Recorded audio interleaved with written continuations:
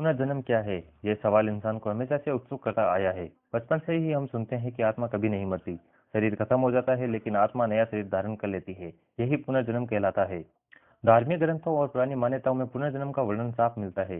हिंदू धर्म, बौद्ध धर्म और जैन धर्म में तो यह एक मूल विचार माना गया है कि आत्मा अमर है और वह बार बार जन्म लेकर अपने कर्मों का फल भोगती है।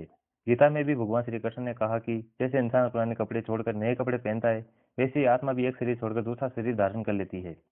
पुनर्जन्म का आधार कर्म माना गया है। हमारे अच्छे और बुरे कर्म ही तय करते हैं कि हमारा अगला जन्म कैसा होगा। अगर कोई व्यक्ति पूर्णतया दया, सेवा और सत्य के मार्ग पर चलता है तो उसका अगला जीवन बेहतर हो सकता है। लेकिन अगर कोई पाप और बुराई करता है तो अगली जिंदगी मुश्किलों से भरी हो सकती है। यही कारण है कि पुनर्जन्म की अवधारणा लोगों को अच्छे कर्म करने की प्रेरणा देती है। भारत में ही नहीं बल्कि दुनिया की कई जगहों पर पुनर्जन्म से जुड़े किस्से मिलते हैं। कई बार छोटे बच्चे ऐसी बातें बता देते हैं जो उनके वर्तमान जीवन से मेल नहीं खाती। कभी वे पिछली जिंदगी के गांव, घर या लोगों के बारे में जानकारी दे देते हैं। ऐसे मामलों ने वैज्ञानिकों को भी सोचने पर मजबूर कर दिया है।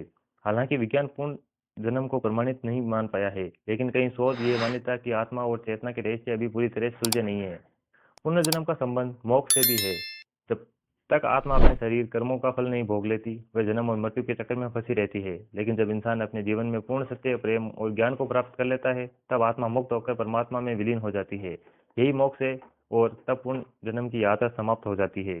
दोस्तों, पुनर्जन्म केवल एक धार्मिक मान्यता नहीं बल्कि जीवन और मृत्यु के रहस्यों को समझने की कोशिश भी है। यह हमें सिखाता है कि हमारे कर्म कभी व्यर्थ नहीं जाते। जो हम आज करते हैं उसका असर आने वाले जीवन पर पड़ता है। यही कारण है कि अच्छे कर्म, दया और प्रेम से भरी जिंदगी जीना सबसे बड़ी साधना मानी जाती है।